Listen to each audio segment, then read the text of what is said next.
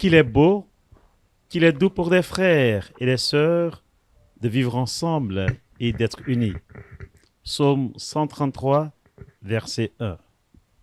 Frères et sœurs bien-aimés, chers auditeurs de nos radios catholiques, chers téléspectateurs d'Ecclesia TV, que la grâce et la paix de Jésus le Christ notre Seigneur, la communion de l'Esprit Saint, soient toujours avec vous. À ce microphone, je suis l'abbé Hervé Djizou. Avec joie, nous sommes sur ce plateau et nous parlerons du Fonds national catholique. Pour conduire cette émission, je serai avec mon collègue, M. Marcel Ariston-Blay, journaliste à la Radio nationale catholique. Bonjour Marcel. Bonjour Révérend Père Hervé Djizou. Avec grande joie, nous sommes ensemble pour cette émission. Effectivement, avec plaisir, nous prenons part à cette émission spéciale dédiée au Fonds national catholique. Et pourrez-vous présenter nos invités pour l'émission de ce matin? Comme invité pour cette émission, nous avons Monseigneur Ignace Bessi Dogbo, archevêque métropolitain de Korogo, par ailleurs président du conseil d'administration du Fonds national catholique. À la droite de Monseigneur, nous avons le Père Omer Teki, qui est membre du conseil permanent pour les affaires économiques au sein de la conférence épiscopale ivoirienne, et également Père Djizou à votre droite. Nous avons le Père André Soro, qui est également membre du conseil permanent pour les affaires économiques au sein de la conférence épiscopale ivoirienne. Merci, chers collègues. Bonjour, Monseigneur. Bonjour, mon père. Bonjour, cher Père. Bonjour, mon père. cher père. Alors, Monseigneur, veuillez nous introduire dans cette émission avec la prière. Au nom du Père et du Fils et du Saint-Esprit, Amen. de notre Père, nous te bénissons. Ton nom est grand et nous te louons, nous t'adorons. C'est toi qui nous as rassemblés pour cette émission qui nous permettra d'informer, de former nos chrétiens. Nous former nous-mêmes aussi. Envoie-nous ton Esprit Saint, ton Esprit de lumière, ton esprit de sagesse et de discernement, pour qu'à travers cette émission, nous puissions discerner ta volonté et surtout la mettre en œuvre pour l'avancement de ton Église, toi qui es vivant pour les siècles des siècles. Amen. Amen. Au nom du Père et du Fils et du Saint-Esprit. Amen. Amen. Amen. Merci, Excellence. Le Fonds national catholique. Ensemble, frères et sœurs, catholiques de Côte d'Ivoire et à travers le monde, recherchons les moyens financiers et matériels pour le financement de tous les aspects de la mission de l'Église catholique en Côte d'Ivoire. Nous ouvrons cette émission avec le Père Omer Teki, qui est secrétaire exécutif permanent pour les affaires économiques ici à la conférence des évêques catholiques de Côte d'Ivoire. Mon Père, parlez du Fonds national catholique. Peut-on savoir les origines et le fondement de cette institution de l'Église catholique de Côte d'Ivoire? Parler du Fonds national catholique, c'est de remonter un peu aux années antérieures avant la création du Fonds national catholique. Auparavant, à la conférence, les différents diocèses du pays avaient une caisse commune et cela se faisait par cotisation pour le budget de la conférence. Et on savait que c'était insuffisant. Et pour cela, il fallait, et certains diocèses même n'arrivaient pas à payer leur part. Et comme cela, c'était difficile le fonctionnement. Et les évêques, inspirés par l'Esprit Saint, ont décidé de pousser un peu plus loin et de créer le Fonds national catholique, et qui est désormais la caisse commune de toute l'Église en Côte d'Ivoire. Et cette caisse se veut autonome. Et pour qu'elle soit autonome, il faudrait que elle fasse des investissements et continuer à faire des quêtes. C'est pour cela, en 2013, les évêques ont lancé l'appel aux chrétiens de ce que chaque Pentecôte, il aura une quête au niveau national pour pouvoir renflouer les caisses des chrétiens. Et cette caisse sera une caisse commune qui va aider l'Église à être autonome afin de répondre aux différents besoins de l'Église, puisqu'il y a assez de besoins, non seulement les besoins pour la pastorale, les besoins pour le fonctionnement de l'Église en Côte d'Ivoire elle-même et répondre aux besoins extérieurs, puisque au niveau de la sous-région, il y a des cotisations que l'Église doit payer.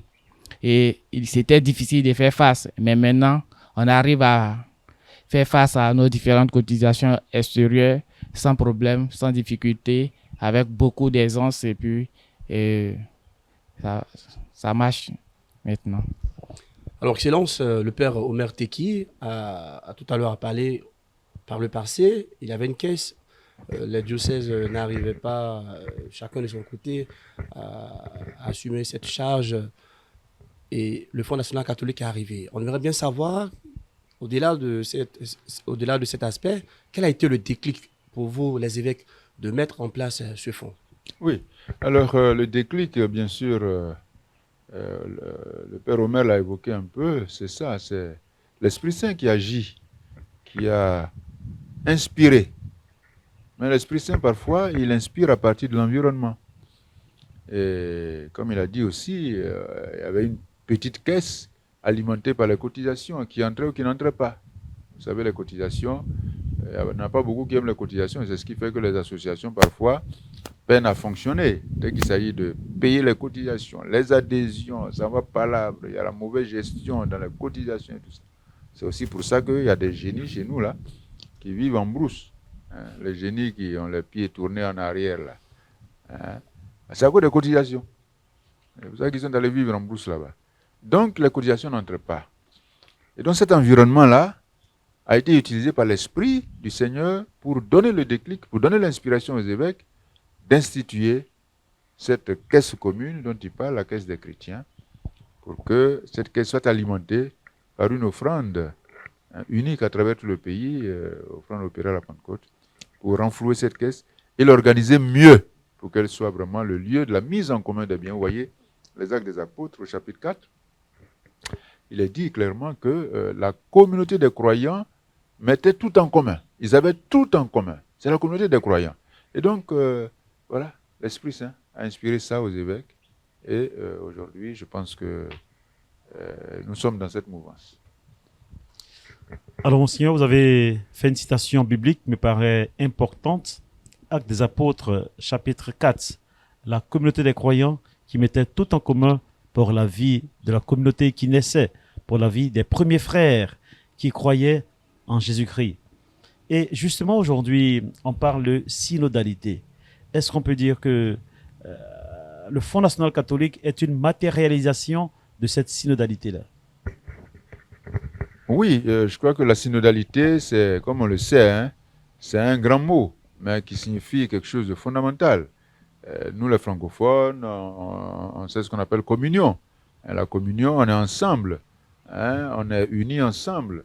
Et on essaie de mettre ce que nous avons en commun, ensemble, nos diversités, on les met ensemble. La synodalité, c'est un peu la même chose.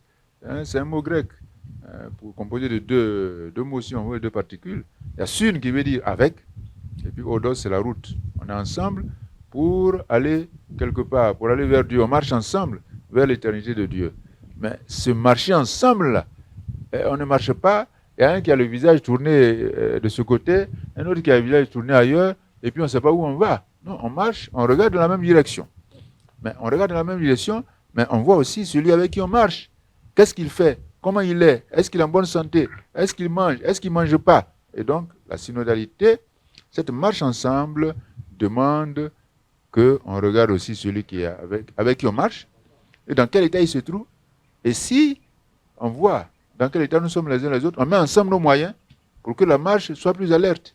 S'il y a un qui marche plus vite, mais qu'il attende l'autre qui marche moins vite, et on met ensemble nos forces et on avance ensemble. Donc, la synodalité est en phase avec la communion et avec aussi le Fonds national catholique. C'est là que nous avons la preuve que nous marchons ensemble. Quand nous pouvons manger aussi ensemble. Voilà.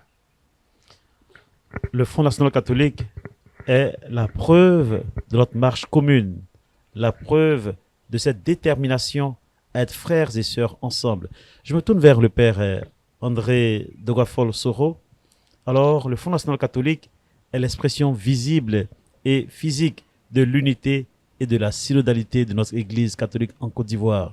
Monseigneur l'a dit, père Dogafol, aurez-vous quelque chose à dire à ce sujet? Oui, je voudrais m'appuyer sur ce que Monseigneur a dit, ce que mon frère Omer a également dit, pour me pencher sur la visibilité et puis l'expression physique du Fonds national catholique. Par la Cité de la Paix, on peut voir l'expression physique de cette matérialisation du marché ensemble. Voilà, on a mis quelque chose ensemble, on a eu à un moment donné un fonds un peu consistant, on a investi ce fonds par la construction de la Cité de la Paix qui va nous permettre d'avoir des ressources additionnelles. Ça, c'est l'expression physique de cette synodalité. Mais il y a l'expression visible aussi. C'est vrai, ça, c'est l'expression visible et physique. Mais il y a des expressions visibles qui ne sont pas physiques. Par exemple, les soutiens de certaines structures de notre Église en Côte d'Ivoire, par exemple, Ecclésia, les médias, les séminaires, les institutions et même la formation continue des prêtres. Voilà. La formation même pour devenir prêtre et la formation après qu'on est prêtre. Donc, la synodalité, elle est vraiment visible par le Fonds national et elle est visible et physique par le Fonds national. Alors, Père Soro, par votre explication, est-ce qu'on doit comprendre que ce fonds, qui est le Fonds national catholique, qui est la corbeille commune de l'Église, c'est dans cette corbeille-là que l'Église épuise de l'argent pour pouvoir subvenir à ses besoins? Ou bien ce fonds est un fonds qui est mis en place, je vais dire, c'est un DAT, ou bien dans ce fonds, on peut prendre l'argent? Ok, il faut d'abord connaître l'objectif final de ce fonds. L'objectif final, c'est l'autonomisation de l'Église en Côte d'Ivoire. Mais pourquoi voulons-nous devenir autonomes? C'est pour faire face aux charges. Du coup, le fonds n'est pas là seulement pour faire des DAT, mais pour faire face à des charges. Voilà, des charges spontanées, comme des charges fixes, comme des investissements. Donc, en même temps qu'on fait des DAT pour avoir des ressources additionnelles, en même temps qu'on construit, comme on appelle certaines maisons, pour avoir des ressources additionnelles, en même temps aussi on fait des réserves. Parce qu'il peut y avoir, comme on appelle, des surprises. Et l'expression physique de cette marche ensemble peut être atteinte. Et si l'expression visible, qui n'est pas physique par tout le monde, mais qui est physique pour certaines personnes, peut maintenant aider. Pour dire quoi? L'aspect de la liquidité et puis l'aspect de l'investissement, tout est pris en compte par le Fonds national catholique. Monseigneur, vous voulez ajouter quelque chose à ce que le père Soro vient de dire? Le micro. Je pense qu'il a tout dit. Il a tout dit. Le fonds se rend visible à travers les investissements, mais aussi à travers l'aide que le fonds apporte ici ou là. C'est vrai que à ses débuts, la question était de savoir, mais est-ce qu'après la collecte, on pourrait regarder les besoins de chaque diocèse et redistribuer selon les besoins? On a dit, pour le moment, il faut constituer le fonds, le renforcer avec des investissements. Mais à la longue, le fonds devrait être capable de financer un projet dans un diocèse. En dehors de ce qu'on a cité, il a parlé du séminaire, il a parlé de la vie et de la conférence, etc. En dehors de ça, le fonds devait être capable de prendre en compte un projet bien présenté par un diocèse, par une paroisse, bien sûr en passant par le diocèse. Et même, il ne faut pas penser que le fonds c'est seulement pour le développement missionnaire de l'Église, mais aussi le développement social. Nous avons nos fidèles laïcs, des jeunes, des enfants qui étudient, mais le fonds peut se constituer en soutien pour apporter une bourse à un enfant pour qu'il étudie et qu'il vienne se mettre au service de l'Église et de la société. Donc voilà. La visibilité du fonds a plusieurs aspects. Pour le moment, ce qu'on voit, c'est l'investissement qu'on a déjà réalisé et puis les soutiens qu'on donne ici ou là pour le secrétaire exécutif, pour les médias. Les médias prennent beaucoup d'argent. Donc il faut que les médias parlent bien du fonds pour que la prochaine édition, on passe le cap tant rêvé par tous. Donc voilà un peu ce que je peux ajouter à ce qui a été déjà dit. Merci Monseigneur pour cet éclairage qui nous recadre, qui nous situe. Alors, le premier investissement du Fonds national catholique a été clairement la Cité de la paix. Aujourd'hui, les chrétiens catholiques ont réussi par leur collecte à susciter les moyens pour mettre en place un bel édifice ou de beaux édifices pour la visibilité et l'autonomie de notre Église catholique en Côte d'Ivoire. Alors je me tourne vers le Père Omer Teki, qui a travaillé depuis quelques années avec le révérend Père Émile Sialou. Parler de Cité de la paix, qui est l'un des fruits visibles et physiques du Fonds national catholique. Père, Cité de la paix. La Cité de la paix est le fruit de toutes ces collectes qui ont été réalisées durant 9 éditions. Et on a eu beaucoup de grâce de la part du Seigneur en mettant en place ces différents bâtiments. Il faut reconnaître que la cité a été faite dans de bonnes conditions. Nous avons 8 bâtiments de 34 composant 34 appartements. Et bientôt, nous allons bénéficier des fruits, sinon des retombées de cette cité qui va nous permettre de commencer un peu, de rentrer un peu dans les fonds investis pour commencer à parler d'un peu d'autonomie financière. Alors, Père Omer, quand vous dites bientôt, nous allons rentrer dans le processus je dis, pour avoir de l'argent, ça consiste à quoi?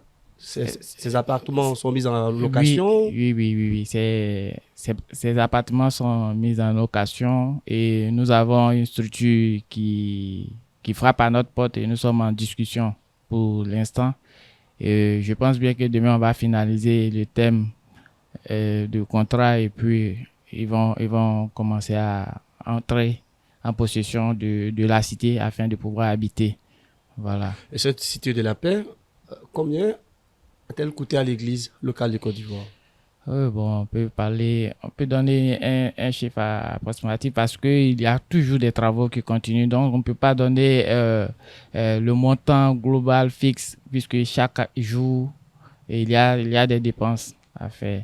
On peut parler d'un truc de 2 milliards et demi que nous avons investi pour l'instant.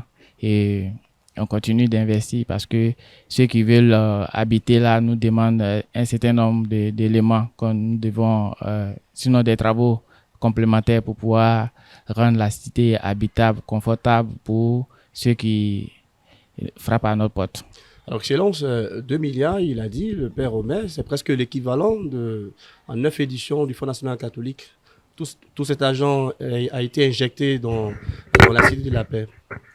Ah oui, mais c'est sûr, la Cité de la paix, quand vous la regardez, c'est une belle œuvre. Hein? Et il a fallu des investissements financiers d'abord. Il y a eu là, bien sûr les collectes. Mais les collectes ont connu le premier investissement comme investissement financier. Vous voyez, souvent, quand on parle d'investissement, on regarde seulement ce que l'agent fait en dehors de lui-même. Mais l'agent lui-même, il a son investissement en lui-même. Quand vous faites un DAT, c'est un investissement financier. Quand vous faites un placement quelconque. Donc, il y a eu d'abord ça comme investissement. Pendant 8 ans, où on a épargné, on a fait les investissements financiers, l'agent a produit un peu de petits, et avec les collectes qui s'ajoutaient, on a commencé la Cité de la paix, et à la vérité, la Cité de la paix a pris tout l'argent de ces 8 éditions, y compris les investissements.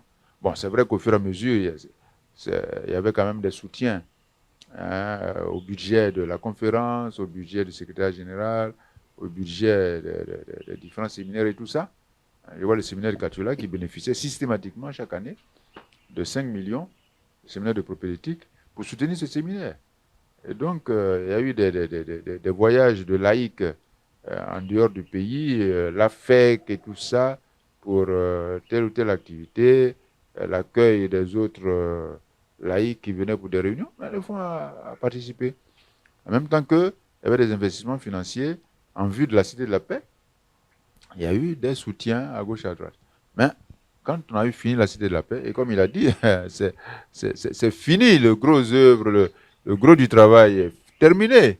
Mais il y a des petites retouches. Donc il y a plus de 2 milliards qui ont été investis dans la Cité de la Paix. Alors, Monseigneur, aujourd'hui, grâce à la contribution des fidèles, nous avons cette belle merveille, cette grâce qu'est la Cité de la Paix. Mais qui peut entrer dans cette cité? Dans cette cité. Qui peut entrer dans cette cité? Justement. Ah ben, Est-ce que seulement les catholiques? Est-ce que exclusivement les chrétiens catholiques? Ou qui peut prétendre avoir un appartement ou louer Est-ce que un appartement? cette cité de la paix est à la solde de toutes les bourses? Alors, la Cité de la Paix, quand on dit paix, c'est la communion. Il n'y a pas de barrière. Donc, on ne peut pas rechercher la paix en mettant des barrières. Hein, la paix suppose l'ouverture à tous. Le Christ, quand dans la lettre aux Éphésiens, il a dit le Christ, l'apôtre Paul dit le Christ est notre paix. Il est notre paix parce que il a tué la haine en mourant sur la croix, en versant son sang. Il a attiré à lui tous les peuples de tous les horizons. Hein, il a fait tomber le mur de la haine. Donc la Cité de la Paix accueille tout le monde, pourvu que vous soyez dans l'esprit de vivre avec les autres en harmonie et en paix. Donc il n'y a pas de barrière. Bien sûr, l'état de la bourse, comme vous l'avez évoqué, peut être une barrière. Oui, c'est vrai. Parce que quand vous entrez dans les appartements, c'est quand même des appartements précieux. De haut standing. Oui, de haut standing, de moyen standing, tout ce que vous voulez. Mais il y a un standing qui a coûté quelque chose. Et donc, si on veut que la Cité de la Paix puisse aider à renflouer les caisses pour d'autres investissements, ben, il faut payer le prix. On a dit que y a au moins 2,5 milliards qui ont été investis. Il faut pouvoir récupérer ça pour investir ailleurs. Et c'est vrai, souvent on nous pose la question, mais les pauvres, ils ne sont pas pris en compte par la Cité de la Paix. Mais la Cité de la Paix peut générer des fonds pour d'autres investissements en faveur des plus petits, des plus démunis. L'Église ne s'arrête pas à la Cité de la Paix, ça vient. Donc soyons patients. Mais pour l'heure, je pense que la Cité de la Paix attend ses locataires, ses premiers locataires qui ne vont pas tarder à venir et ils vont aider à récupérer l'argent qui a été investi en vue d'autres investissements pour continuer à consolider et à faire du social. Parce que l'Église est là pour ça d'abord, là pour aider les gens à aller au Christ et en s'occupant des plus démunis. Excellence, le Fonds national catholique de Côte d'Ivoire, la caisse commune, la corbeille, comme le père Omer l'a dit, c'est un fonds qui est alimenté par l'Église, également par, j'allais dire, les laïcs. Quelle est la place de ces laïcs-là dans ce conseil d'administration? Comment est-ce que le fonds est géré, puisque vous êtes le président du conseil d'administration? Oui, le fonds, dès le début, c'est voulu comme une personnalité juridique, une personnalité morale, qui a son statut juridique bien défini, comme une association à but non lucratif. Elle cherche l'argent pour accomplir sa mission. Ce n'est pas pour renflouer ses poches, c'est pour accomplir une mission. Donc, cette association est administrée comme toutes les autres associations avec un conseil d'administration. Et dans ce conseil d'administration, chaque diocèse est représenté. Tous les diocèses sont représentés. Et chaque état de vie dans l'Église est représenté. L'état clérical, les prêtres, les laïcs sont représentés. Vous voyez? Et c'est vrai, il y a des prêtres qui sont experts dans la gestion et tout ça, mais d'emblée, un prêtre n'est pas là pour compter l'argent. Même s'il y en a qui savent compter l'argent, parfois même plus que des laïcs, qui ont une formation de comptabilité, de finance. Il y en a parmi les prêtres. Mais les prêtres, c'est là où pour annoncer l'évangile. Alors donc, les laïcs qui sont dans le monde, qui ont été formés pour ça, ils sont membres du conseil d'administration. Voilà. Aujourd'hui, ça fait depuis au moins 5 ans qu'on a associé les laïcs comme membres du conseil d'administration. Donc, ils y travaillent en tant que tels. Bien sûr, pour aider à gérer, mais aussi il faut qu'ils donnent l'argent aussi. En tant que laïcs, ils doivent cotiser et puis gérer ce qu'ils ont donné. Est-ce que je peux dire? Et aujourd'hui, vous êtes satisfait de la contribution des laïcs, de tous les diocèses en général, Excellence? Moi, j'aimerais inverser la question. Est-ce que les laïcs sont heureux de leur apport en tant que membres du conseil d'administration? Vous savez, nous les évêques, on a nos principes. Alors parfois les laïcs, ils sont un peu, ils disent, ah mais les évêques là, on fait des suggestions, mais on dirait qu'ils ne voient pas.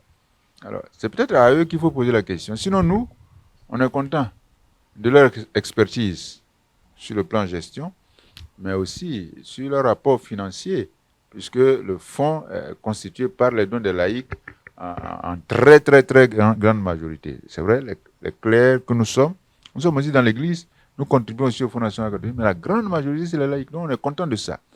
Et on est content aussi de leur rapport, leur expertise pour encadrer la gestion du Fonds national catholique. Il faut savoir que le Fonds national catholique a été mis dans une gestion très ferme, de telle sorte que on ne peut pas faire n'importe quoi avec l'argent de tout le monde.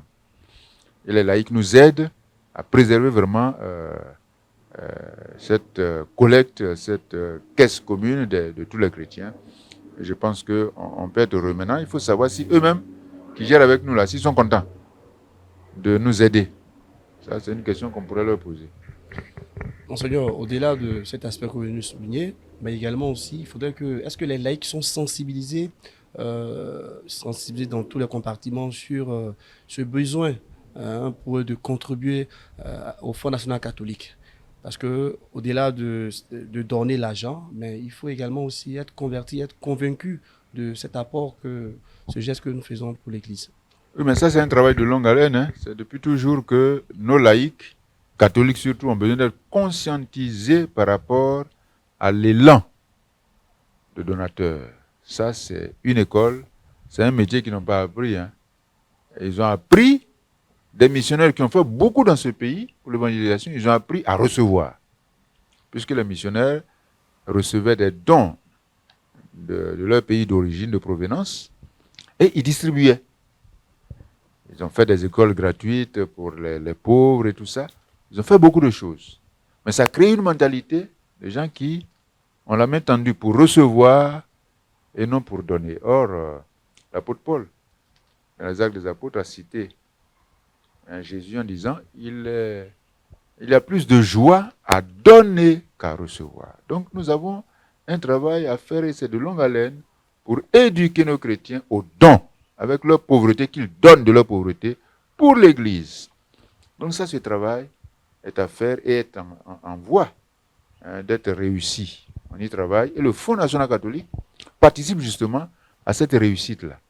À force de parler, de sensibiliser, ils comprennent aujourd'hui que l'Église a besoin de leur pauvreté. Comme la veuve avec ses 2 piécettes, l'Église a besoin qu'ils donnent leurs 2 piécettes pour l'annonce de l'Évangile à travers le Fonds national catholique. Je crois que c'est un travail qui en passe d'être réussi.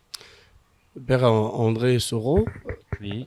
par rapport à cette sensibilisation, qu'est-ce que le Conseil permanent pour les affaires économiques, qu'est-ce que le Conseil fait textuellement pour que les chrétiens soient sensibilisés davantage sur l'importance de contribuer au Fonds national catholique?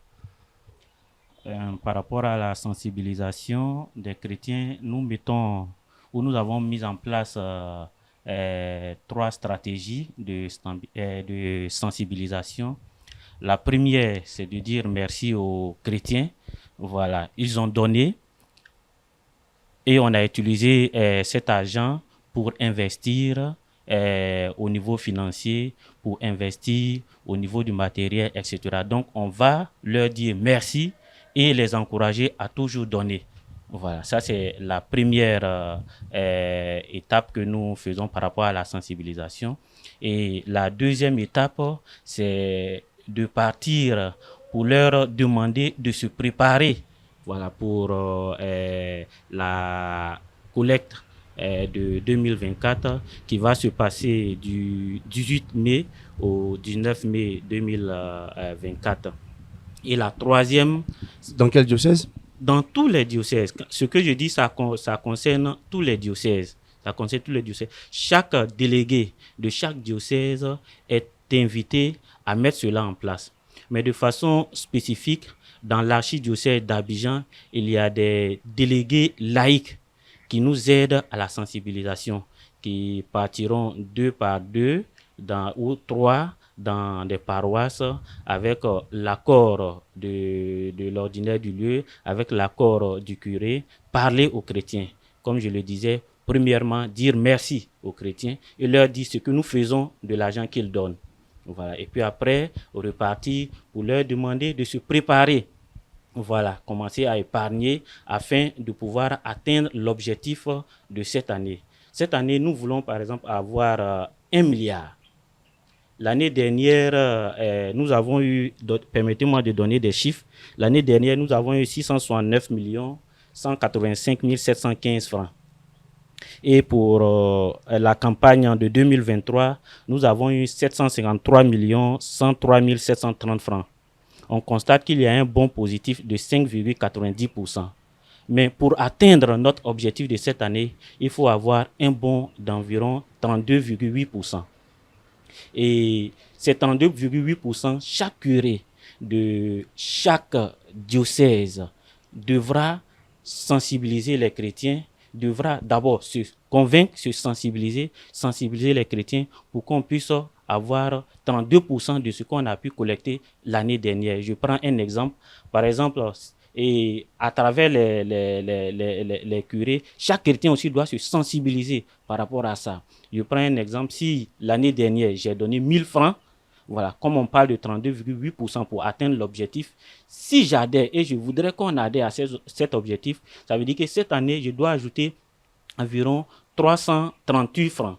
On va dire 340 francs, voilà, sur les 1000 francs que j'ai donnés. Donc, en tout, je dois donner 1340 francs. Voilà, donc c'est cette sensibilisation, c'est cette méthode que nous sommes en train de mettre en place. Ça, c'est la deuxième phase. La deuxième phase qui va consister à demander aux chrétiens à se préparer.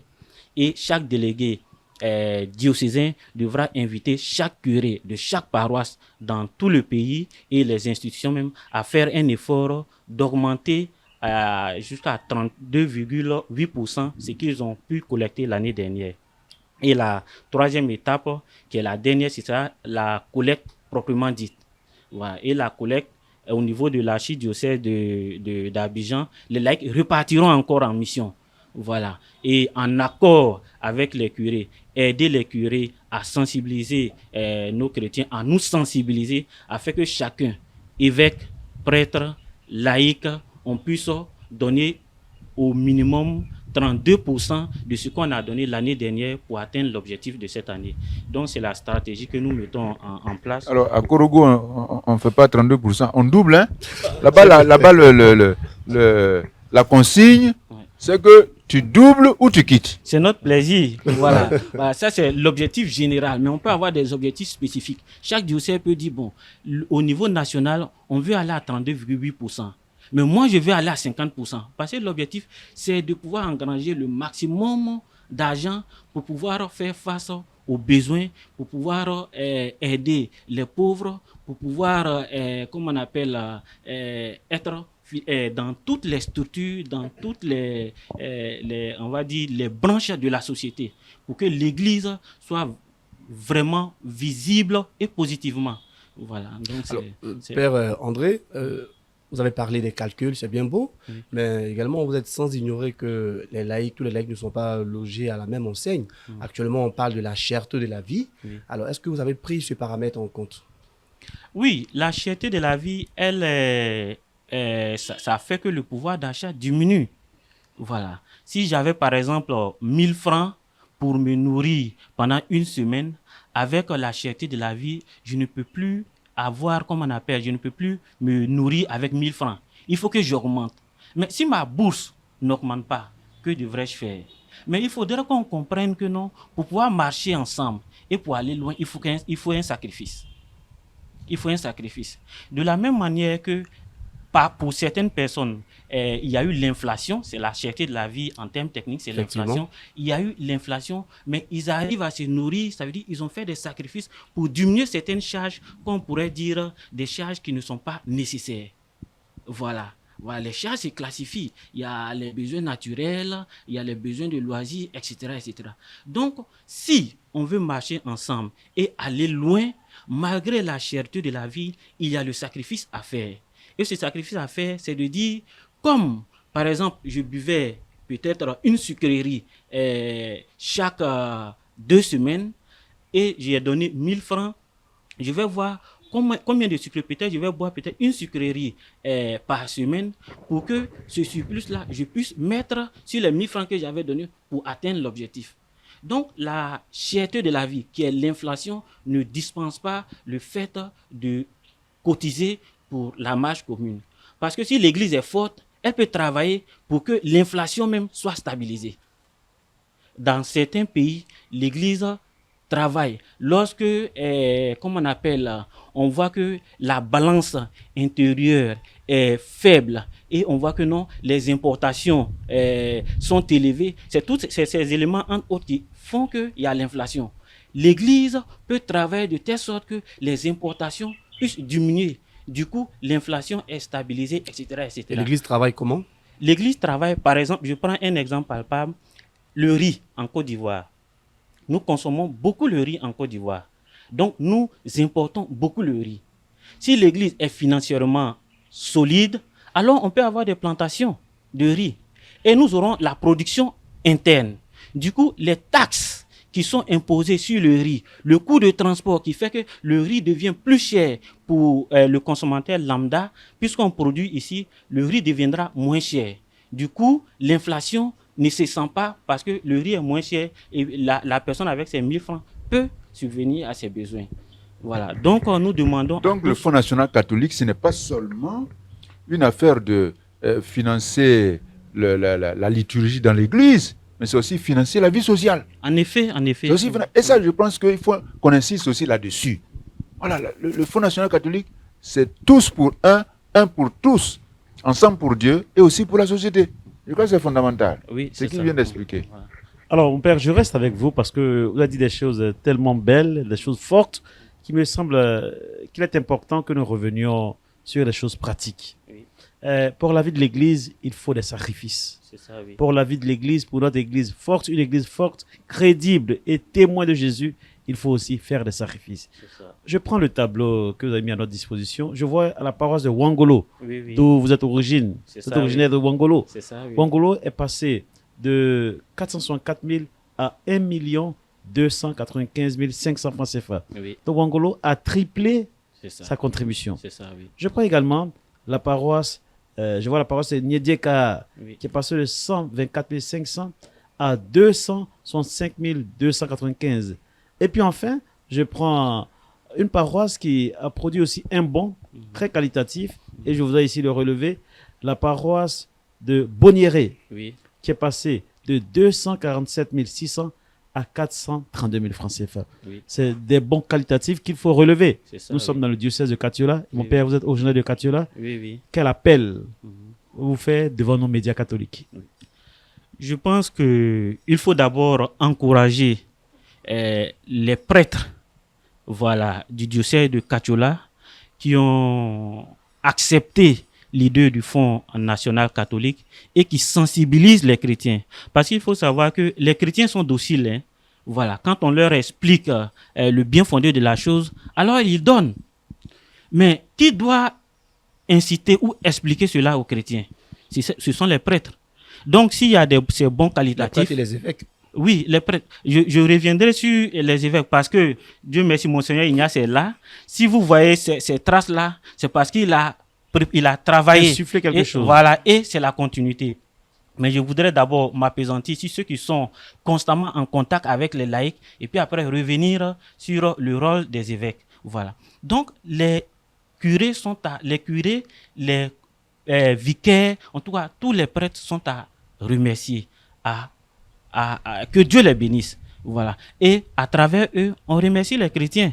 Voilà. Comme je le disais tantôt, c'est parce qu'on leur a parlé et qu'ils ont accepté et qu'ils ont donné. Ils ont leur méthode qu'ils mettent en place. Mais les curés peuvent parler et les chrétiens peuvent dire on ne donne rien. Donc, c'est les deux choses. En remerciant les curés, on remercie chaque chrétien. Voilà. Et je voudrais en même temps passer de ça pour essayer de faire une vue d'ensemble, une vue Voilà. de l'Église Voilà. en Côte d'Ivoire. Voyez-vous, le pouvoir d'achat au nord est plus faible que le pouvoir d'achat dans certaines régions de notre pays. Mais quand on fait les statistiques, la proportionnalité de croissance ou de bons d'une année à une autre, on constate que dans certaines régions du Nord, c'est plus élevé que dans le Sud. Quand bien même on va voir que Abidjan, par exemple, a fait 300, on va dire par exemple 42 millions et que Kachola est dans une vingtaine de millions, on voit qu'il y a un grand écart. Mais quand on fait des proportionnalités, on fait des statistiques par rapport au pouvoir d'achat, on prend un exemple, peut-être qu'il va donner les chiffres comme il a dit. On passe d'une paroisse X d'Abidjan de 2022 à la même paroisse en 2023, on voit que le bon n'est pas le même. On voit que le bon de l'autre côté est plus élevé que le bon d'ici.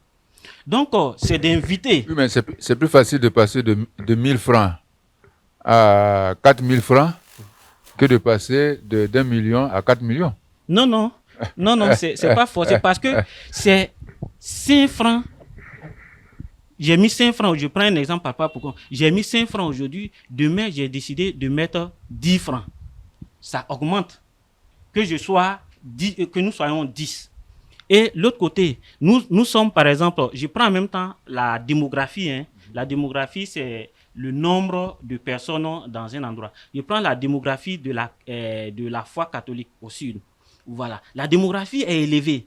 Voilà. Et on va prendre une démographie égale. Dans le nord, par exemple, vous allez voir que sur une paroisse, il y a 100 personnes. Ces 100 personnes, ils ont peut-être un revenu mensuel, par exemple, de 100 000 francs. Et chacun va faire l'effort de donner peut-être 1000 francs. Voilà. Avec ces 100 personnes, 1000 francs, ça fait 100 000 francs. Ces mêmes 100 personnes dans le sud, leur revenu mensuel, par exemple, c'est 300 000 francs. Vous voyez, c'est triple. Du coup, si on veut faire une proportionnalité, en mettant, comme on appelle, les charges de transport, etc., on va prendre, par exemple, la charge de transport dans le nord, peut-être on va dire 1 000 francs, et la charge de transport dans le sud, 3 000 francs, à cause du coût élevé. Voilà. Les 3 000 francs, on fait par exemple les 1000 personnes, les 100 personnes qui sont là, qui ont 3 000 francs multiplié par les 100, ça fait combien? Ça fait 300 000 francs, n'est-ce pas? Et maintenant, le coût de transport, 3 000 multiplié par les 100, ça fait combien? Ça fait 30 000 francs.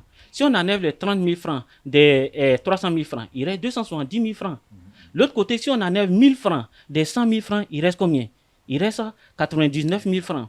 On voit que le revenu net d'une personne dans le sud, parce qu'il y a le pouvoir d'achat est élevé, est plus élevé que le revenu net d'une personne dans le nord. Alors, qu'est-ce qui explique cela? Qu'est-ce qui explique cela, Père André, du fait que les chrétiens du nord donnent plus, si on peut le dire, à certaines régions? Il y a deux choses pour moi. Professionnellement. Il y a deux choses à l'heure actuelle des choses. Il y a d'abord l'acceptation de chaque curé, de chaque prêtre de la chose, comme je le disais pour le Nord. Et quand il accepte, il sensibilise ses chrétiens à la chose. Parce que, comme je le disais, les chrétiens sont dociles. Voilà. Si le curé, le vicaire accepte et parle de cela, les chrétiens vont donner. Moi, c'est comme ça, je pense. Une autre personne verrait autrement. Voilà. Mais maintenant, il y a une autre chose qu'un écrivain, comme on appelle Camerounais, la transparence. La transparence. Est-ce que effectivement ce n'est pas vérifié. Mais est-ce qu'effectivement, ce qui est donné, c'est ce qui est versé? À chacun de répondre, hein. Voilà. Mais, voilà, proportionnellement parlant, comme je le dis, on constate que certaines zones croissent parce que, par exemple, à Bengourou, on a vu, ils ont fait un très grand bond cette année, voilà. On a vu, comment on appelle, Dalwa, etc., qui ont fait un très grand bond. Voilà, Yamsokro, voilà, pour ne citer que cela. Donc, pour dire que non, la première des choses, pour que ce fonds réussisse, il faut que chaque prêtre accepte. Maintenant, j'avais dit que j'allais venir sur les évêques. Les évêques. Voilà, j'avais dit que j'allais... Voyez-vous, pour amener les gens à accepter quelque chose en entreprise organisationnelle, on les classifie en deux choses, en deux groupes. Il y a les personnes qu'on appelle dislike people, c'est-à-dire des personnes qui n'aiment pas la responsabilité, des personnes qui n'aiment pas des initiatives. Il y a une méthode à appliquer pour ces personnes. Et il y a des personnes qu'on appelle like people, c'est-à-dire des personnes qui aiment la chose. Et il y a une méthodologie aussi à. Donc, ça c'est de voir, est-ce que nos évêques, d'abord, je me pose la question, hein, en tant que... Il faut bien poser la question. Hein. Voilà. Est-ce que... Voilà. Est-ce que nos évêques aiment la chose? S'ils aiment, Mais la question, on connaît la réponse. Est-ce qu'ils l'appliquent? Est-ce qu'ils n'ont pas honte de dire aux curés et aux chrétiens, allons ensemble, sacrifions-nous pour le financement? Parce que si tu n'aimes pas, c'est autre chose. Mais si tu aimes que tu as honte, c'est une autre chose. Voilà. Donc, pour nos évêques, non, pour les je évêques, leur demande... Pour les évêques, sans t'interrompre, tu vas continuer après ton raisonnement. Pour les évêques, je peux répondre un peu en partie. Okay. Il y a la honte dedans. Hein. La honte dedans, vous savez, parler d'argent, c'est pas facile. Moi, nous autres, on est nés dans parler d'argent. Mais moi, je connais un évêque. Quand il m'entendait parler d'argent, j'étais prêt en ce moment-là. Je dis, quand toi tu parles d'argent, j'ai honte. Je dis, oui, je te comprends. Donc, c'est vrai, effectivement, un évêque, c'est une responsabilité. Et donc, parler comme ça d'argent, c'est pas évident. Nous autres, là, comme on en est dedans, bon, ça nous dit rien, mais c'est pas facile pour les évêques. Tu peux continuer ton... Voilà. Donc, il faut que l'évêque, si il a accepté la chose, il faut qu'il n'ait pas honte d'en parler. Et quand il va parler aux prêtres, les prêtres vont l'accepter. Et les prêtres vont l'appliquer. Et nous verrons les résultats. Donc, ma prière, c'est que chaque évêque, d'abord, fasse mieux, voilà, le Fonds national catholique et sensibilise ces prêtres qui, à leur tour, sensibiliseront les chrétiens. Alors, mon père, je reste avec vous. Alors, les prêtres sont les premiers protagonistes de l'effectivité du Fonds national catholique. Aujourd'hui, tous les médias sont devant nous. Mon père, adressez-vous aux prêtres. Chers pères, chers confrères dans le sacerdoce, je viens d'abord vous dire merci pour ce que vous faites déjà, parce que au départ du Fonds national en 2000, la création c'est 2013 bien sûr, mais l'opérationnalité même du Fonds national s'est effectuée en 2014. On était à environ 200 millions. Aujourd'hui, nous sommes à plus de 700 millions. Ça veut dire que la chose évolue sensiblement. Voilà, la chose évolue sensiblement. Donc, on dit merci à ceux qui ont déjà compris et qui s'efforcent à rester dans cet élan. Il y en a même qui font de la concurrence, hein, des prêtres. Il y en a qui décident de dépasser telle paroisse. C'est ça, oui. Et ça, vraiment, c'est à saluer. C'est la saine émulation. Voilà, ah oui. Voilà. Donc, nous disons merci à ceux qui ont compris. Ceux qui n'ont pas encore compris, ils doutent parce qu'ils se posent la question, qu'est-ce qu'on fait du fonds? On a parlé de l'expression visible et physique du fonds actuellement. Donc, je pense qu'ils doivent se laisser convaincre par cette expression physique de la cité de la paix, qui fait que ils comprennent ou bien on constate que l'argent n'est pas dilapidé. L'argent est géré de façon technique selon les normes financières. Voilà. Donc, qu'ils n'hésitent pas. L'argent ne va pas disparaître. On s'efforce et on leur demande de prier pour ceux qui sont à la gestion directe. Voilà. De continuer dans ce sens-là. Maintenant, ceux qui doutaient parce qu'ils ne voyaient pas quelques réalités, voilà. Qu'ils maintenant travaillent à sensibiliser les chrétiens parce qu'ils voulaient des choses, ils n'ont qu'à parler de la cité de la paix. Voilà. Et il y a des investissements, des investissements financiers, comme le disait Monseigneur. Au départ, il y a eu des DAT, il y a eu des placements en bourse pour augmenter ces collectes-là. Donc, je demande à mes confrères de ne pas être pessimistes. Voilà, le fonds est bien géré et qu'il sensibilise les chrétiens pour l'autonomisation financière de tous, pour le bien de tous. Merci. Merci. Alors, merci pour ce beau message à l'endroit des pères. Alors, Père Teki Omer, je viens vers vous et je préfère rester dans le nord de la Côte d'Ivoire. Nous sommes à Korogo. Et je suis surpris des chiffres de Korogo. Je vais citer 3 exemples. Cathédrale Saint-Jean-Baptiste de Korogo, de 2 millions, nous passons à 4 500 000. Également, paroisse de Aoussa Bougou, de 774 000, nous passons à 615 000. Mais surtout, il y a une petite paroisse en taille, qui me surprend, paroisse Saint-Jean-Eudes de Natio, de 190 000, il passe à 504 725 francs. Donc, une interprétation et un appel, un message aux fidèles. D'abord, c'est dire merci à l'ordinaire du Dieu. Ça veut dire qu'il fait un travail formidable. Il est sur le plateau. Je vais lui transmettre. Je lui transmettre les remerciements. Quand je vais arriver à Korogo, je vais lui dire ça. C'est Monseigneur Ignace Bessi et ses collaborateurs qui sont les prêtres. Et puis, il faut dire que c'est l'expression de la foi des chrétiens qui est exprimée dans cet acte de collecte. Parce que si on n'a pas la foi, on ne donne pas. C'est parce qu'il y a la foi.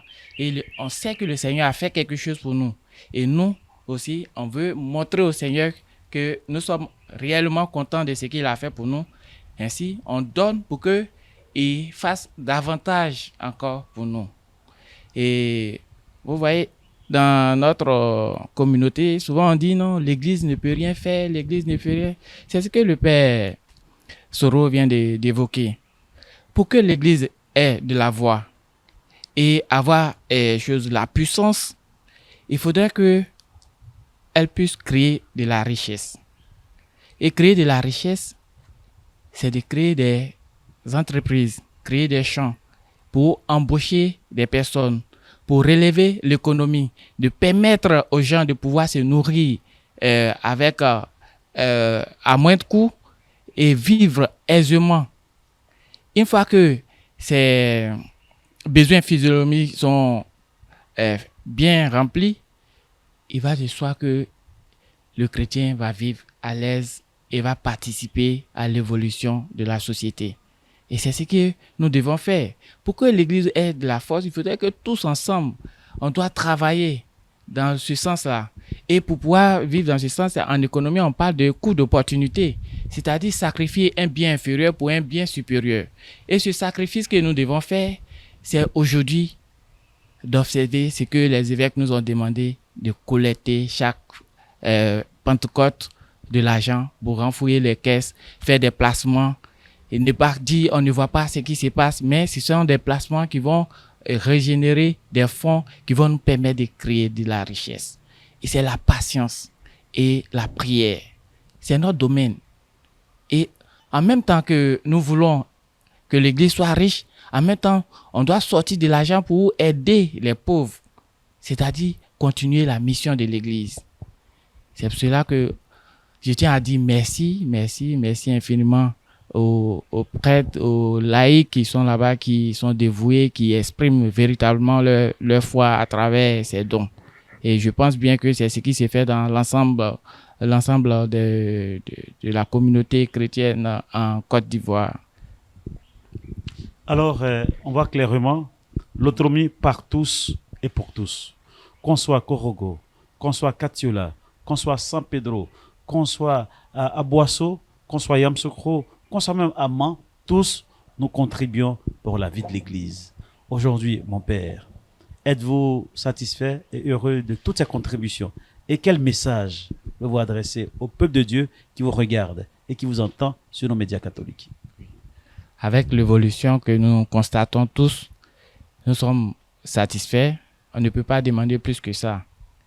parce que il faut aller selon la bourse de chacun, selon la compréhension de chacun. Et au fur et à mesure, quand nous allons comprendre le bien fondé du Fonds national catholique, vous allez voir que nous allons donner un peu plus. Et ce que j'aimerais dire, c'est d'inviter les différents confrères à s'approprier du Fonds national catholique et faire avancer le Fonds national catholique. C'est une affaire de l'Église. Et ceux qui sont à la tête de l'Église, c'est nous. Ce ne sont pas les laïcs. Et il suffit de leur parler sincèrement de ce que l'Église veut pour eux et pour nous. Dès qu'ils ont compris, ils vont donner ce qu'il faut pour que l'Église soit épanouie, l'Église puisse faire son travail, le plus réaliser ses différents projets et vivre dans sa mission. C'est pour cela que j'invite ses confrères à pouvoir travailler dans ce sens-là, à ne pas avoir des préjugés, mais d'être obéissants comme l'Église nous demande et de faire ce qui est juste et bon. Et je leur dis merci pour ce travail, ce beau travail qu'ils font, parce qu'on voit des paroisses qui font la concurrence et ça marche bien. Ça marche bien. Ce sont des exemples à suivre. Et le père de Gaffol vient de le dire. Quand on fait une proportion dans les calculs, on voit que c'est vrai, on parle des millions ici, mais l'effort qui s'est fait dans les diocèses reculés, c'est un grand travail qui se fait là-bas. Et puis, ces dons sont énormes. Ne voyons pas en termes de millions, mais le geste qui est posé, on sent que les chrétiens ont de la foi là-bas. Merci, mon père. Monseigneur, je viens vers vous. L'apôtre Paul l'avait déjà dit aux fidèles, aux chrétiens, pour la collecte de Jérusalem, que chacun donne à la mesure de son cœur. Tout à l'heure, le maire Teki Omer vient de le dire. Les chrétiens du Nord, les chrétiens du diocèse de l'intérieur, et bien sûr, à la suite de ceux d'Abidjan, contribuent pour la vie de l'Église. Que chacun donne à la mesure de son cœur, avait dit l'apôtre Paul. Aujourd'hui, Monseigneur, vous êtes la voix de l'Église. Quelle adresse à l'endroit du peuple de Dieu qui vous regarde et qui vous entend? Le micro, Excellence. Je vais continuer dans ce que vous venez de dire par rapport à Saint Paul, pour que nous ayons relativement exactement ce qu'il a dit. Alors, parlant de la collecte qu'il faisait pour les chrétiens de Jérusalem, il a mis à contribution toutes les communautés du monde grec pour soutenir les chrétiens de Jérusalem, plus démunis, qui ont connu des situations difficiles. Alors il dit, songez-y, pensez-y, celui qui sème petitement, moissonnera aussi petitement. Celui qui sème largement, moissonnera aussi largement. Mais ça, c'est une affaire agricole. Si tu vas au champ, que tu jettes deux graines de maïs, mais si tu as la chance, tu auras une tige ou 2 tiges. Mais si tu jettes 20, tu auras 20 tiges. Voilà, donc c'est très scientifique et très agricole. Celui qui sème petitement, petitement aussi moissonnera. Celui qui sème largement, largement aussi moissonnera. Que chacun donne, comme vous venez de le rappeler, que chacun donne selon ce qu'il a décidé dans son cœur, non d'une manière chagrine ou contrainte, car Dieu aime celui qui donne avec joie. Dieu aime celui qui donne avec joie. Et vous voyez, c'est vrai, pour que le fonds atteigne les sommets espérés par les évêques depuis sa création, il suffit que chacun décide dans son cœur de donner avec joie. Alors, juste une anecdote, vous voyez, moi, je passe dans des paroisses pour sensibiliser avec les prêtres. Mais je suis allé sur une paroisse, j'ai sensibilisé, j'ai dit, bon, le minimum qu'on doit, c'est 500. Le minimum, c'est 500 francs. Et la Pentecôte qui a suivi, il m'a été rapporté qu'une vieille qui était assise à côté d'une jeune dame a fait la commission, a donné 5 francs à la jeune dame pour aller faire la quête du fond. Bon, elle avait l'habitude de donner 5 francs à la quête. Et elle n'a pas voulu changer. Même si c'est pour le fond, elle sait qu'on doit donner 5 francs. Pas plus. Alors, mais quand on est bien sensibilisé, on prend dans sa pauvreté ce qu'on a de meilleur. Et pour qu'on arrive à passer le cap tant attendu du milliard, il suffit d'un petit effort. Et comme ça a été dit, si on fait 32%, 32,8%, on passe le cap. Si j'ai donné 5 francs, en donnant 10 francs, on passe le cap. Si j'ai donné 1000 francs, en donnant 2000 francs, mais ça se prépare toute une année. Ça se prépare toute une année. Et donc, je pense que on peut entrer dans l'invitation de l'apôtre Paul, que chacun donne selon ce qu'il a décidé dans son cœur. Et je voudrais que nous décidions dans notre cœur, évêques, prêtres, consacrés, c'est-à-dire religieux, religieuses, parce qu'elles font partie de l'Église, ils font partie de l'Église, c'est consacré, c'est frères. Et je sais que ces consacrés contribuent au Fonds national catholique. Quand il y a la Pentecôte, on les voit dans la procession pour aller faire des dons pour le Fonds national catholique. Que chacun décide de passer du simple au double. Et puis nous aurons fait le passage vers le sommet tant attendu. Et donc je ne peux qu'encourager les uns et les autres à faire cet effort pour que nous ayons les moyens pour continuer à participer à la vie de l'Église et à participer à la vie de notre société, en soutenant nos frères et sœurs les plus démunis. Alors, Père Jésus, avant de mettre un terme à cette édition, j'aimerais demander au Père Soro André, le Front national catholique en 9 éditions a pu réaliser la Cité de la Paix. Quels sont les projets futurs pour le Front national catholique? Le projet imminent, c'est l'acquisition d'un grand terrain dans l'une des villes de la Côte d'Ivoire. Voilà. Mais il y a des projets à long terme. Et quand nous aurons les moyens et que nous allons entamer ces projets, les chrétiens seront informés de la réalisation de ces projets.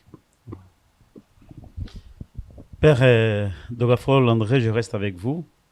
En plus des dons publics faits dans les églises et les chapelles, il y a aussi des personnes physiques ou morales qui peuvent faire des dons particuliers. Alors, il y a des entreprises aujourd'hui qui nous écoutent, qui nous suivent, qui, par exemple, font des dons particuliers, des dons d'action de grâce, des dons de bienfaisance. Un message à leur endroit. D'abord, c'est de les remercier. Comme le disait le Père Omer, c'est l'expression de leur foi.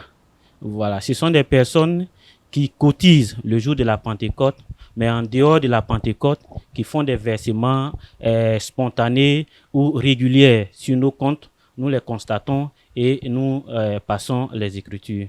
Donc, nous remercions ces donateurs-là et nous invitons, nous les invitons à continuer dans ce sens-là. Ils ont compris que... À doubler la mise peut-être. Voilà, à doubler la mise. Et que Dieu aussi bénisse leurs activités. Voilà.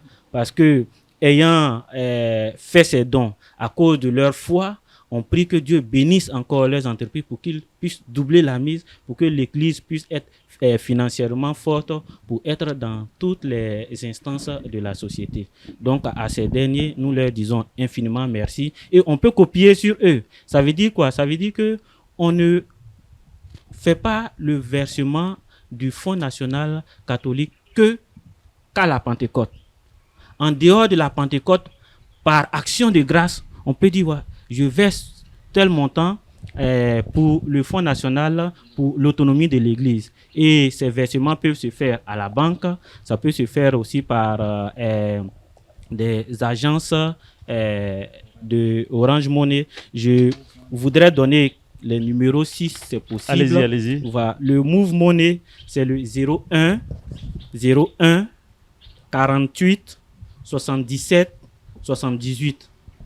Et le Orange Money, c'est 07 77 34 49 74.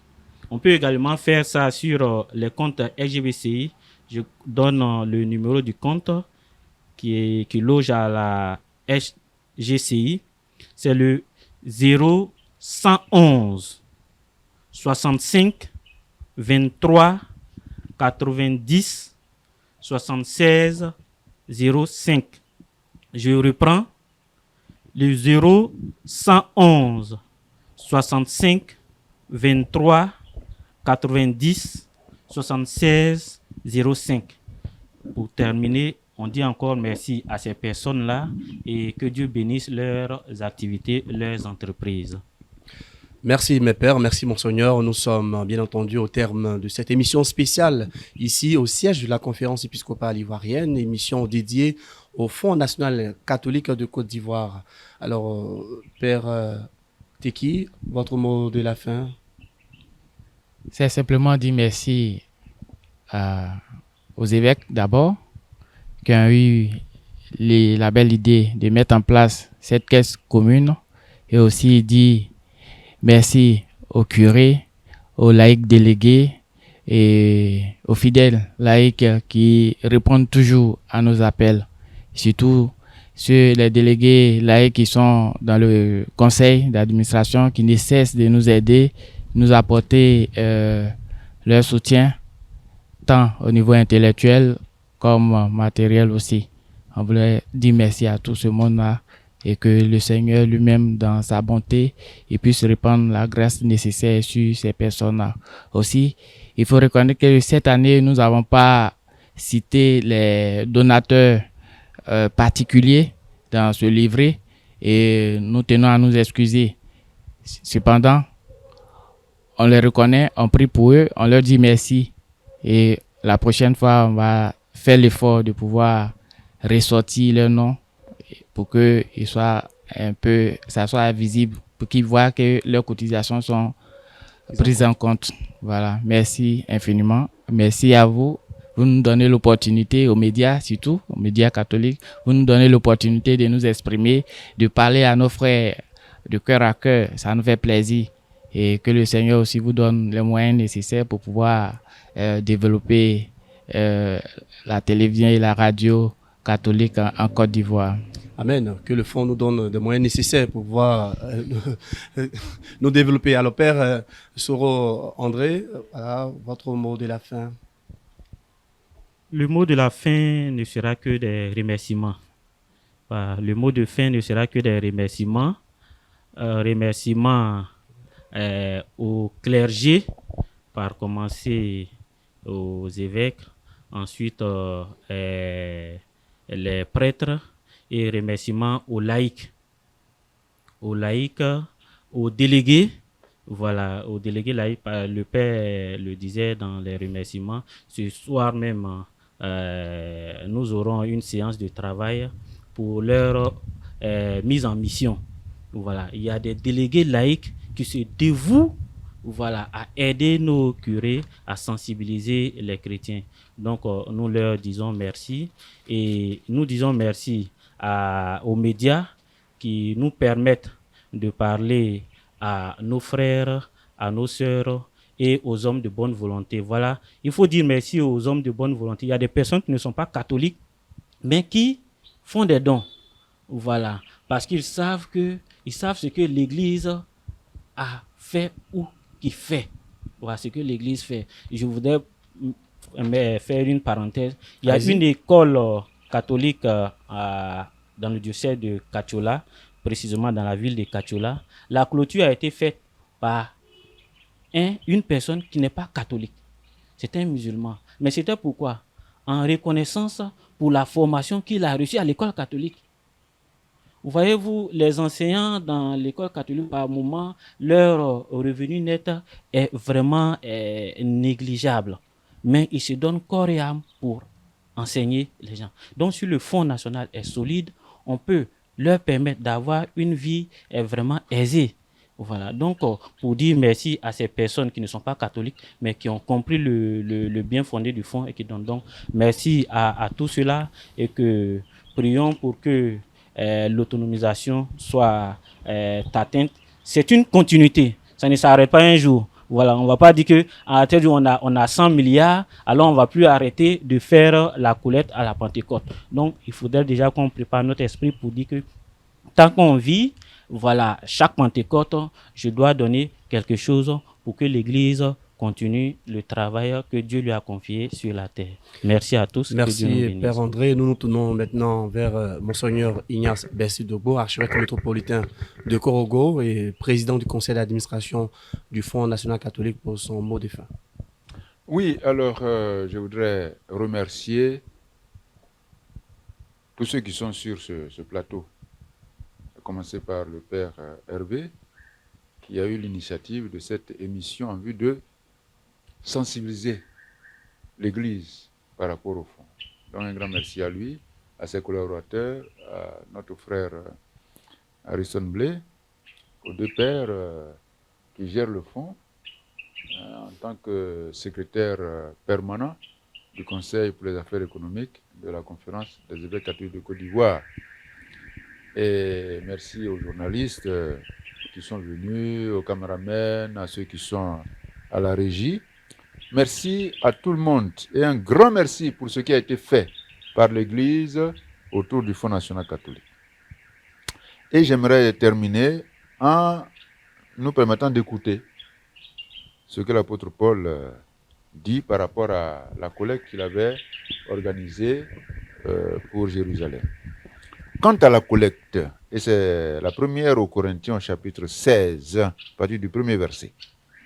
Quant à la collecte en faveur des saints, suivez vous aussi les instructions que j'ai données aux églises de la Galatie. Que le premier jour de la semaine, c'est-à-dire le jour de la résurrection de notre Seigneur Jésus-Christ, c'est-à-dire le dimanche. Dans la tradition juive, c'était le jour du sabbat, qui était le jour consacré au Seigneur pour la louange, pour le service liturgique, pour l'écoute de la parole de Dieu. Avec la résurrection de notre Seigneur Jésus-Christ, le lendemain du sabbat est devenu le premier jour de la semaine. Et donc c'est là que les chrétiens ont pris l'habitude de se réunir, le jour de la résurrection, donc le dimanche pour nous aujourd'hui. Que le premier jour de la semaine, chacun de vous mette de côté chez lui ce qu'il aura pu épargner. En sorte qu'on n'attende pas que je vienne pour recueillir les dons. Et une fois près de vous, j'enverrai munis de lettres ceux que vous aurez jugés aptes. Portez vos libéralités à Jérusalem. Et s'il vaut la peine que j'y aille aussi, ils feront le voyage avec moi. C'est l'apôtre Paul qui parle. Et je reviens sur le premier jour de la semaine, au verset 2. Que le premier jour de la semaine, chacun de vous mette de côté chez lui ce qu'il aura pu épargner. Vous voyez, et cela me rappelle une pratique dans un pays européen, pour ne pas citer le nom, c'est l'Allemagne. Il y a ce qu'on appelle l'opération pour la Sainte Enfance, d'un nom allemand que je tais. Mais les enfants, par rapport à cette opération, sont sensibilisés. Du 1er janvier au 18 janvier, ils mettent dans leur tirelire ce qu'ils ont épargné. Et à la fin des 18 jours, ils tassent leur tirelire, et puis ce qu'ils trouvent, ils donnent pour la Sainte Enfance, l'œuvre de la Sainte Enfance, enfance missionnaire. Donc, ils n'attendent pas le 18 janvier pour dire, papa, donne-moi l'argent pour nous. Ce qu'on lui donne chaque jour, il met de côté pour cette opération. Et j'ai donné cet exemple à Soukaf 2, c'est à Ferke, dans le complexe sucrier. J'ai donné cet exemple au cours d'une sensibilisation. Et une petite fille, quand elle a entendu ça, elle a agacé son grand-père pour lui donner son argent. Elle va cotiser pour l'œuvre de la Sainte Enfance. Et à la fin de l'année, on est allé à un pèlerinage au sanctuaire Notre-Dame de la Présentation de Ferke. Ce grand-parent est venu avec sa petite fille et ils m'ont donné 27 000 francs que la petite a épargné en vue de l'œuvre missionnaire de la Sainte Enfance. Elle a mis en pratique ce que l'apôtre Paul a dit et ce que les enfants allemands faisaient. Et je pense que pour le Fonds national, il faut que nous soyons dans cette logique. on va vers la Pentecôte, que chacun dès maintenant mette de côté ce qu'il aura épargné. Sur Bofroboto, je mets 5 francs de côté. Sur le Mézan, je mets 1000 francs de côté. Sur la bière, le Chapalo, je mets 500 francs de côté. Jusqu'à la Pentecôte, je viens donner au Seigneur ce que j'ai. Un autre exemple, j'ai un ami qui le repose en paix, c'est un méthodiste. Ils font la fête de moisson. Et de temps en temps, il vient me rendre visite chez moi. Mais il voulait prendre la coupe parce qu'ils mettent un trophée en jeu. Il voulait tout prendre ça, mais il n'avait pas un grand salaire. Donc, il est venu me voir, je lui ai donné un peu. Il est allé voir un autre prêtre du village, il lui a donné un peu. Et ainsi de suite. Le seul a donné ce jour-là 459 000 francs. Il n'a même pas pu prendre le trophée parce qu'il y en a qui ont donné plus que ça. Donc, c'est ça, dans cette logique que nous devons nous mettre par rapport au Fonds national catholique, à la Pentecôte, que chacun mette de côté déjà maintenant pour être parmi ceux qui vont donner le plus pour cette œuvre. Et que nous puissions, comme cela a été dit par les uns et les autres, que je remercie encore, nous puissions soulever notre Église et lui permettre de réaliser sa mission en tant qu'Église, sa mission au service de la société ivoirienne, participer au développement de la société ivoirienne. Donc voilà ce que je voulais ajouter à partir de ce que l'apôtre Paul a fait pour la collecte destinée à ceux qui étaient à Jérusalem dans le besoin. Merci à vous tous et que Dieu nous aide à aller le plus loin possible. Merci. Il s'agira de soulever notre Église catholique en Côte d'Ivoire, soulever au sens positif, soulever en nous mobilisant ensemble, frères et sœurs, chers téléspectateurs, chers auditeurs, soulevons notre Église à travers le Fonds national catholique. Oui, l'autonomie par tous et pour tous. Le Fonds national catholique en Côte d'Ivoire au service de la communion ecclésiale.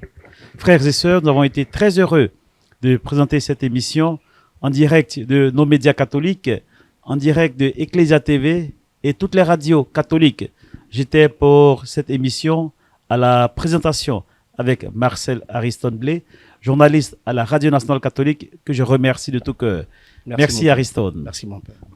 Merci également à notre archevêque de Korogo, son Excellence Monseigneur Ignace Bessi Dogbo, pour la qualité de son intervention, mais aussi pour sa présence et pour son action auprès de nos médias catholiques.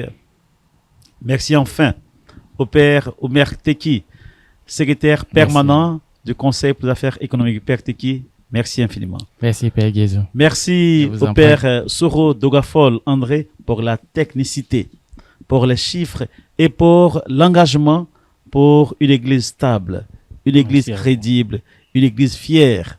Merci à vous tous, chers confrères. Saluons frères, saluons sœurs, la noble initiative des évêques catholiques de Côte d'Ivoire de doter notre église d'une caisse d'entraide, oui, d'un panier, tel que suggéré par le canon 274, alinéa 4, pour faire face aux multiples besoins en matériel et en finances de notre famille ecclésiale. Oui, frères et sœurs, catholiques de Côte d'Ivoire, catholiques à travers le monde, vous tous qui nous entendez, qui nous regardez, par tous et pour tous, l'autonomie, c'est notre réponse la plus efficiente pour relever les défis financiers de notre époque. J'ai cité Son Excellence Monseigneur Ignace Bessi Dogbo, archevêque de Korogo et président du conseil d'administration du Fonds national catholique. Avec le Fonds national catholique, nous pouvons et nous voulons élaborer le chemin de l'Église synodale dans notre pays, la Côte d'Ivoire. Que Dieu bénisse, que Dieu vous garde et à très bientôt pour la campagne 2024.